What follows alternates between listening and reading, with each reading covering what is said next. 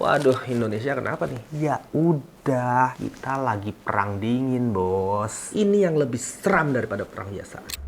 Hai, antek-antek asing.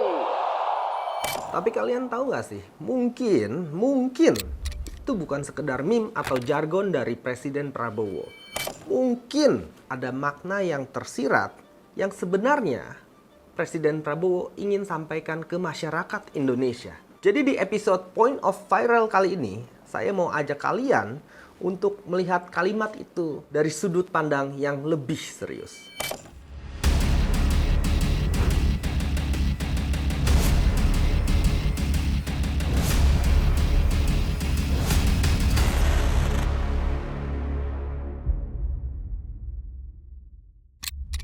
Oke, jadi gini, menurut keyakinan saya, Presiden Prabowo itu mau Indonesia menjadi lebih mandiri dan tidak terikat terus-terusan dengan negara lain, seperti Amerika misalnya. Supaya bukan hanya sekedar jargon, tapi soal gimana caranya Indonesia menjadi lebih mandiri. Saya katakan mereka tidak suka Indonesia bangkit.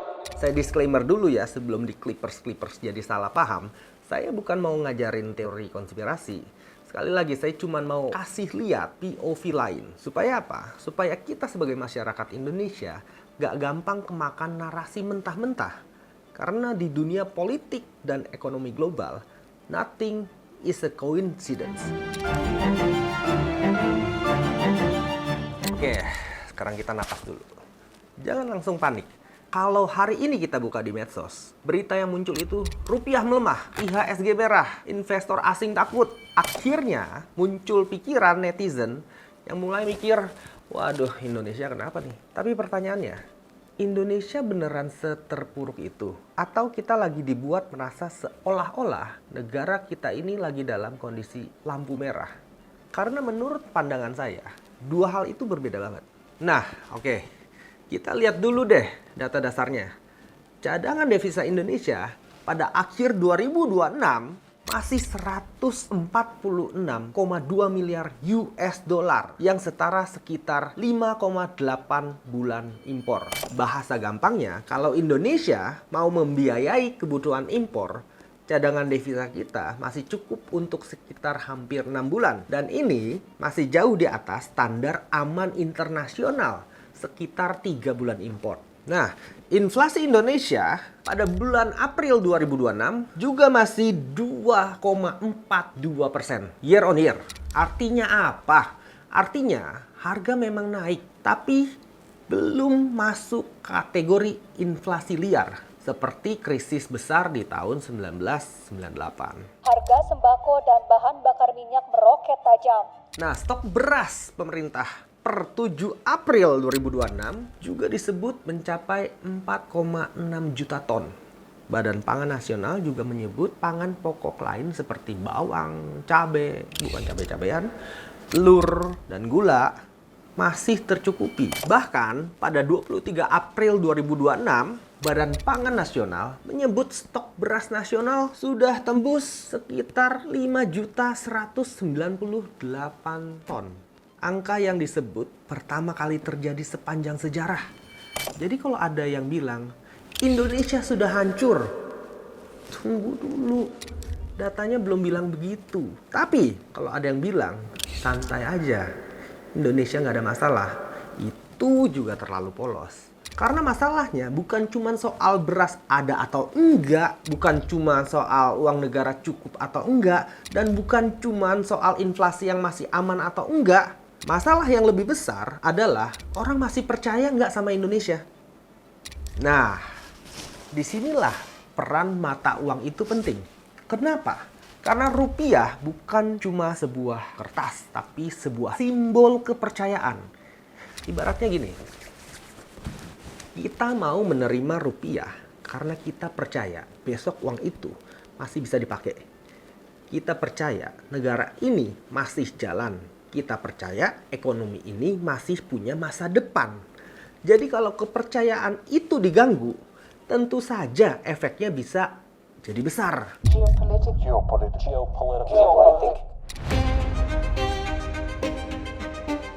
Nah, sebelum kita masuk ke geopolitik, Kita pahami dulu bedanya perang biasa dan perang dingin. Kalau perang biasa, musuhnya kelihatan. Ada tentaranya, ada tanknya, ada bomnya, ada rudal, ada nuklir mungkin, ada medan perangnya. Tapi kalau perang dingin, serangannya nggak kelihatan. Yang diserang bisa apa? Ekonomi, mata uang, opini publik, media, investor, bahkan kepercayaan masyarakat terhadap negaranya sendiri. Bahasa gampangnya gini, perang biasa itu musuh datang bawa senjata, ya, bawa pistol dan lain-lain. Tapi perang dingin itu musuh bisa bikin negara kita lemah pelan-pelan tanpa harus nembak satu peluru. Ini yang lebih seram daripada perang biasa. Maka kalau rupiah melemah, IHSG turun, berita negatif muncul terus dan masyarakat mulai panik. Kita jangan cuma lihat itu sebagai angka di layar. Bisa jadi yang sedang diuji bukan ekonomi kita, tapi ketenangan kita, kepercayaan kita, dan cara kita membaca arah negara ini. Dan disinilah cerita menarik soal geopolitik itu masuk. Kita tahu bahwa Indonesia ini bukan negara kecil. Indonesia punya market yang besar, punya penduduk yang besar, punya nikel, batu bara, sawit dengan posisi yang sangat strategis. Indonesia juga termasuk ekonomi terbesar di Asia Tenggara dan punya populasi terbesar keempat di dunia. Artinya apa? Artinya Indonesia itu bukan cuma negara berkembang biasa, tapi Indonesia itu sebenarnya negara yang diperebutkan. Hal dasar inilah yang mendasari beberapa keputusan Presiden Prabowo Subianto yang menurut saya sendiri mengguncang dunia. Harga nikel, harga emas, harga semua tambang kita, harga semua komoditas harus ditentukan di negara kita sendiri. Di bawah kepemimpinan Presiden Prabowo Subianto, Indonesia seolah-olah mau bilang ke dunia kalau kita mau berteman dengan semua dan kita nggak mau diikat cuma sama satu pihak. Kenapa pertanyaan itu menjadi penting? Karena selama ini banyak negara berkembang hidupnya seperti anak kos yang kebutuhannya bergantung pada satu warung. Mau beli makan ke warung itu, mau ngutang ke warung itu, mau minta bantuan ke warung itu, beli alat ke situ juga. Nah, yang jadi masalah adalah kalau cuma punya satu warung, kita jadi gampang diatur. Kalau warung itu bilang, harga minuman ini naik, ya naik. Kalau warung itu bilang nggak boleh beli di tempat lain, kita jadi bingung. Dan kalau warung itu tutup, otomatis kita kelaparan. Nah, negara juga seperti itu. Kalau satu negara terlalu bergantung pada satu kekuatan besar, posisinya jadi lemah. Makanya Indonesia sekarang mulai memperluas pilihan. Contohnya gini, Indonesia sekarang nggak cuma menjalin kerjasama dengan satu pihak. Indonesia memperkuat investasi dengan China, masuk BRICS, bergabung dengan New Development Bank, membuka kerjasama pertahanan dan energi dengan Rusia, memperkuat investasi dengan Jepang, dan tetap menjaga hubungan dengan Amerika karena kita adalah negara non-blok. Jadi, ini bukan cerita Indonesia anti Amerika. Ini cerita Indonesia mulai punya banyak pintu. Karena negara yang punya banyak pilihan akan punya posisi tawar yang lebih kuat. Menurut pandangan saya, yang kelihatan justru Indonesia sedang mencoba punya banyak warung. Jadi sederhananya, Indonesia ini lagi mencoba punya posisi tawar dalam geopolitik. Dan posisi tawar itu mahal. Karena semakin mandiri sebuah negara, semakin sulit negara itu dikendalikan. Teorinya seperti itu. Nah, menariknya ini, semenjak Indonesia resmi menjadi anggota penuh BRICS pada 6 Januari 2025, Indonesia berhasil menjadi anggota ke-10 BRICS. Sepertinya ini menjadi pemicu yang membuat dunia kaget. Saya tahu kalian sedang bertanya-tanya, BRICS itu apa sih? Jadi, BRICS itu kumpulan negara-negara besar yang pelan-pelan pengen ngurangin dominasi dolar Amerika. BRICS itu isinya negara-negara besar seperti Brazil, Rusia, India, Cina, Afrika Selatan, lalu berkembang dengan anggota baru seperti Mesir, Ethiopia, Iran, UAE, dan sekarang ditambah dengan Indonesia. Buat orang awam, BRICS mungkin terdengar seperti forum biasa, kayak kumpulan negara yang rapat, foto bareng, terus sudah selesai. Tapi sebenarnya BRICS itu simbol bahwa negara-negara berkembang mulai pengen punya suara lebih besar dan lebih didengar. Nah, disinilah titik sensitifnya. Karena kekuatan terbesar Amerika bukan cuman Hollywoodnya atau apa. Semua mengertinya cuman Marvel, Avenger, film-film kerennya atau ada Taylor Swift-nya. Salah satu kekuatan terbesar Amerika adalah dolar. Seperti yang kita ketahui bahwa dolar Amerika masih menjadi mata uang cadangan terbesar di dunia dengan sekitar 58% cadangan devisa resmi global. Dolar terus. Kenapa sih semua orang perlu dolar Amerika? Dolar itu bukan mata uang resmi dunia. Tapi sejak perjanjian Bretton Woods tahun 1944, dolar jadi mata uang utama yang dipakai dunia untuk cadangan devisa dan perdagangan internasional. Kenapa? Karena mereka yang menang Perang Dunia. Karena setelah Perang Dunia selesai, Perang Dunia Kedua, Amerika menjadi negara dengan ekonomi paling kuat. Cadangan emasnya besar dan dunia butuh satu mata uang yang dianggap paling stabil. Itulah warung tadi yang kita bahas di awal. Jadi selama anak kos masih belanja di warung itu, sama aja seperti kita masih butuh dolar. Amerika punya power yang besar. Makanya kalau ada negara-negara besar mulai bicara soal mengurangi ketergantungan pada dolar, Amerika pasti memperhatikan. Donald Trump pernah mengancam negara-negara BRICS dengan tarif 100% kalau mereka mencoba menggantikan dolar Amerika sebagai mata uang cadangan. Contoh paling gampang ya, kita lihat dari keputusan Menteri Keuangan Purbaya Yudi Sadewa. Ini orang pinter nih. Jadi April tahun 2026, Purbaya Menkeu bilang Indonesia menolak pinjaman dari IMF dan World Bank. Suruh ngutang ke dia. IMF juga sama. Tapi saya bilang, ya itu terima kasih atas tawarannya. Ini keputusan yang sangat pintar tapi sangat menakutkan. Saya tidak tahu Indonesia sudah siap dengan keputusan ini atau belum. IMF itu panjangannya apa? International Monetary Fund. Atau dalam bahasa Indonesianya Dana Moneter Internasional.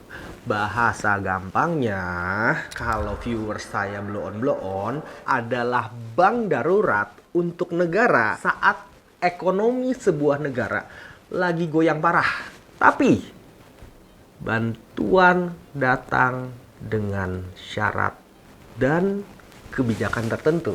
Ini si warung yang jualan. Warung punya kemampuan. Kemarin Menteri Keuangan menolak bantuan IMF yang nilainya nggak kecil, sekitar 20 sampai 30 miliar dolar. Kalau saya dikasih bantuan itu sih saya terima. Kenapa ditolak? Karena menurut Menkeu, kondisi fiskal Indonesia masih relatif kuat dan Indonesia masih punya cadangan hampir 25 miliar dolar Amerika Serikat, kata dia. Nah, jadi si warung ini bilang ke kita, ini bahasa gampangnya, bro, lagi butuh pinjam duit gak? Saya ada duit nih, udah saya siapin. Nah, si anak kosnya dengan pede bilang, makasih, gak butuh.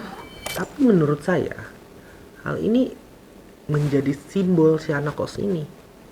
Hal ini menjadi simbol Indonesia lagi mencoba untuk mandiri dan keluar dari sistem keuangan yang lama. Karena dalam sejarah negara berkembang, kalau ekonomi goyang, biasanya larinya kemana? Ke IMF, ke World Bank, ke sistem keuangan lama. Nah, oke. Ini nih. Ini adalah bagian penting dari semua cerita ini.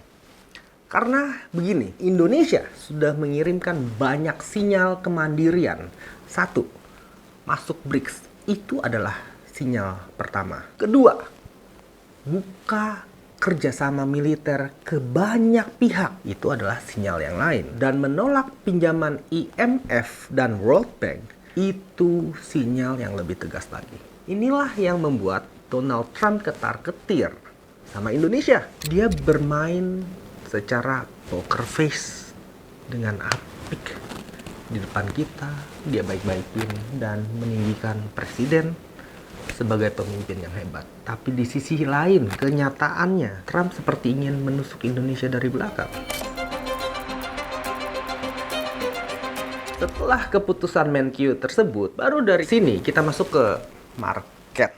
Karena tekanan ke sebuah negara nggak selalu datang dalam bentuk ancaman terbuka. Kadang lewat sentimen, lewat rating, lewat laporan analis, dan lewat global index seperti MSCI. Makanya MSCI atau Morgan Stanley Capital International menjadi penting. MSCI ini bukan badan yang bilang produk Indonesia jelek.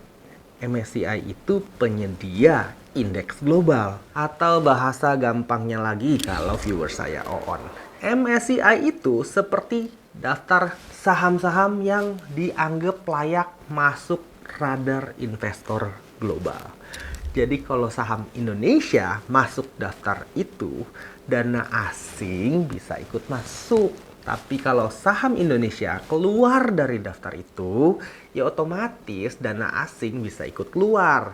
Oke, mulai paham kan? Menurut saya nih, MSCI selalu menganggap Indonesia kelas 2 terus. Padahal menurut saya, ekonomi kita udah masuk top 10 dunia. Tapi di mata MSCI, kita masih emerging market. Aturannya pun dibuat nggak cocok buat kita. Karena kriteria MSCI dibuat berdasarkan standar pasar modal Amerika atau Eropa. Pasar kita yang karakternya beda otomatis kurang di mata mereka. Dana asing jadi bisa masuk seketika dan kabur seketika karena investor global wajib ngikutin komposisi MSCI. Kalau MSCI tiba-tiba ngurangin bobot Indonesia, dana asing langsung hengkang massal dan IHSG langsung anjlok. Bukan karena ekonomi kita jelek, tapi karena keputusan komite di luar negeri. Kita, negara Indonesia, nggak punya suara di MSCI. Karena MSCI itu perusahaan swasta Amerika. Semua keputusan soal nasib pasar modal Indonesia jadi ditentukan di sana tanpa Indonesia bisa protes atau ikut mempengaruhi. Intinya, Indonesia cuma jadi objek dalam permainan MSCI, bukan pemain yang punya kendali.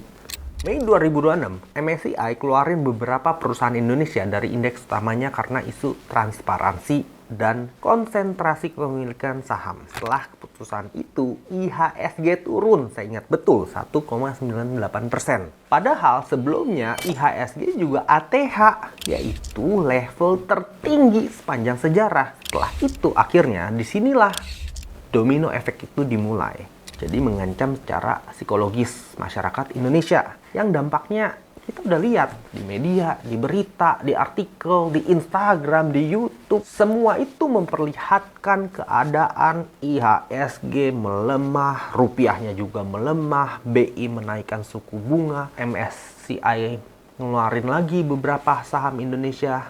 Ya kalau narasinya gitu, gimana masyarakat nggak ketakutan? Padahal bukan Indonesia sedang hancur. Menurut saya, yang sebenarnya terjadi, Indonesia sedang diuji. Kita diuji bukan saat kondisi normal, tapi saat tekanan datang. Apalagi sekarang ada anomali yang menarik. Dolar naik, tapi kok emas juga kuat. Padahal biasanya orang bilang kalau dolar naik, emas turun. Tapi kok ini sama-sama naik? Kenapa? Ya udah, kita lagi perang dingin, bos. Nah, dalam kondisi seperti ini, dolar dan emas bisa sama-sama dicari. Kenapa? Karena dua-duanya dianggap sebagai tempat berlindung. CME Group menjelaskan bahwa emas sering jadi pelindung saat ketidakpastian ekonomi dan geopolitik naik. Kantor berita Reuters juga melaporkan dolar menguat karena kekhawatiran perang Iran dan ketidakpastian Timur Tengah. Aduh, artinya apa? Gini, kalau penonton saya oon, artinya pasar global sedang masuk ke mode takut. Mereka jadi keluar dulu dari saham, mereka pegang dolar, mereka juga beli emas, dan mereka masuk aset yang dianggap aman. Jadi kalau kita lihat dolar naik, emas kuat, IHSG turun, itu bukti bahwa ada yang menyerang Indonesia secara langsung. Bukan karena ekonomi Indonesia yang jelek dan bukan karena pemerintahannya yang jelek. Tapi dibalik semua yang udah panjang lebar saya bahas tadi, sebetulnya mungkin kita cuma mau bilang masyarakat itu butuh narasi yang jelas dari pemerintah tentunya. Kalau pemerintah diam, orang lain yang akan mengisi cerita. Kalau pemerintah tidak menjelaskan, sudah pasti media sosial yang menjelaskan. Dan kalau negara tidak mengatur narasi, ketakutan itulah yang akan mengatur narasi. Disitulah bahayanya. Karena dalam perang modern, yang diserang bukan cuma mata uangnya, tapi yang diserang adalah pikiran masyarakatnya. Karena yang saya amati, ada dua pandangan berbeda di masyarakat Indonesia. Ada yang benci pemerintah tanpa paham betul konteksnya. Di sisi lain, ada yang membela pemerintah secara buta tanpa mau mengkritik. Dua-duanya bahaya. Karena bangsa yang dewasa bukan yang selalu membela pemerintah, tapi juga bukan bangsa yang sedikit-sedikit membenci negaranya sendiri. Karena bangsa yang dewasa itu bisa bilang pemerintah harus dikritik, tapi juga bisa bilang jangan panik dulu, kita lihat datanya seperti apa. Begini ya, saya bukan buzzer pemerintah. Gak sanggup pemerintah bayar saya, maklum orang kaya. Dan di titik ini, menurut saya, para influencer, selebgram, atau siapapun yang punya pengaruh besar di media sosial, juga punya tanggung jawab moral. Karena ketika seorang punya audiens yang besar, setiap kalimat yang dia ucapkan bisa mempengaruhi cara ribuan, bahkan ratusan ribu orang melihat negara ini. Jadi jangan sampai influencer yang besar itu dipakai untuk menyebabkan fear. Jangan dikit-dikit bikin orang panik. Jangan dikit-dikit bilang Indonesia hancur. Jangan dikit-dikit bikin konten yang clickbaitnya menakut-nakuti. Tapi datanya setengah-setengah. Karena dalam situasi ekonomi yang sensitif, konten yang terlihat seperti opini biasa bisa berubah jadi bahan bakar kepanikan publik. Dan kalau kepanikan itu menyebar, yang rugi bukan cuma pemerintah, yang rugi adalah influencernya sendiri, kita semua. Jadi menurut saya konklusinya adalah cerita besarnya tuh bukan cuman Amerika pasti sedang menghancurkan Indonesia. Terlalu gampang kalau kita berpikir seperti itu. Jadi sebenarnya cerita besarnya adalah Indonesia sedang mencoba berdiri lebih tegak di tengah dunia yang penuh kepentingan. Dan setiap negara yang mencoba lebih mandiri pasti akan kena ujian. Lalu sebagai masyarakat Indonesia, kita harus ngapain? Pertama, jangan jadi amplifier ketakutan. Di era digital, perang ekonomi nggak cuma terjadi di bursa saham, tapi juga di TikTok, Instagram, bahkan di grup WA keluarga. Ketika kita menyebarkan narasi Indonesia hancur tanpa membaca data, disitulah letak perangnya. Kalau ada berita rupiah melemah, jangan langsung share dengan caption panik. Kita cek dulu penyebabnya apa. Masyarakat yang dewasa tidak anti kritik, tapi masyarakat yang dewasa juga tidak gampang dipakai untuk memperbesar fear atau ketakutan. Kedua, jangan panic buying dolar. Dolar mana? Dolar Amerika Serikat. Kalau penghasilan kita rupiah, kebutuhan kita rupiah, cicilan kita rupiah, dan hidup kita di Indonesia, ya jangan tiba-tiba semua orang merasa harus beli dolar karena takut. Diversifikasi boleh, tapi keputusan finansial sebaiknya jangan dibuat dari kepanikan. Karena kalau kita semua panik beli dolar Amerika, tekanan ke rupiah bisa makin besar. Yang menang siapa? Yang menang adalah yang sedang melakukan perang dingin ini, yang menginisiasi perang dingin ini.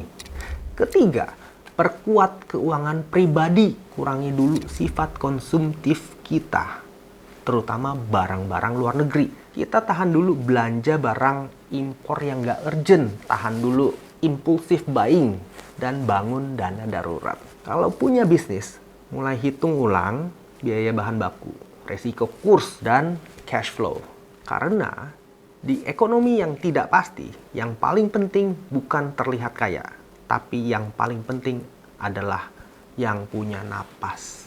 Keempat, dukung ekonomi lokal. Kalau rupiah melemah sehingga barang impor jadi mahal, maka salah satu respons paling konkret adalah mengurangi ketergantungan terhadap barang impor yang tidak perlu dan mulai beli produk lokal. Kita dukung UMKM dan membangun rantai ekonomi domestik. Mungkin kedengarannya kecil dan impact-nya nggak sebesar itu. Tapi coba deh, bayangin kalau dilakukan secara massal. Sudah pasti dampaknya akan besar sekali. Karena menurut saya, kemandirian ekonomi bukan cuma tugas presiden, tapi bisa dimulai dari keputusan konsumsi masyarakatnya. Kelima, tetap kritis terhadap pemerintah. Nah, ini penting. Jangan sampai ada narasi, jangan terprovokasi asing, berubah menjadi jangan kritik pemerintah. Itu salah. Kita tetap harus menuntut kebijakan yang jelas dan transparan datanya. Karena negara yang kuat adalah negara yang rakyatnya kritis, tapi tidak mudah diadu domba.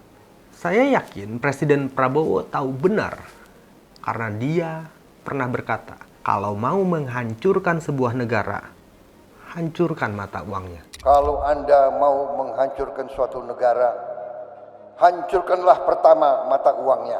Tapi ada satu hal yang lebih berbahaya dari mata uang yang melemah, yaitu adalah masyarakat yang kehilangan kepercayaan pada negaranya sendiri. Mengkritik itu sah-sah saja, tapi menjadi waspada pun wajib kita lakukan. Jangan sampai kita diprovokasi untuk membenci masa depan negara kita sendiri.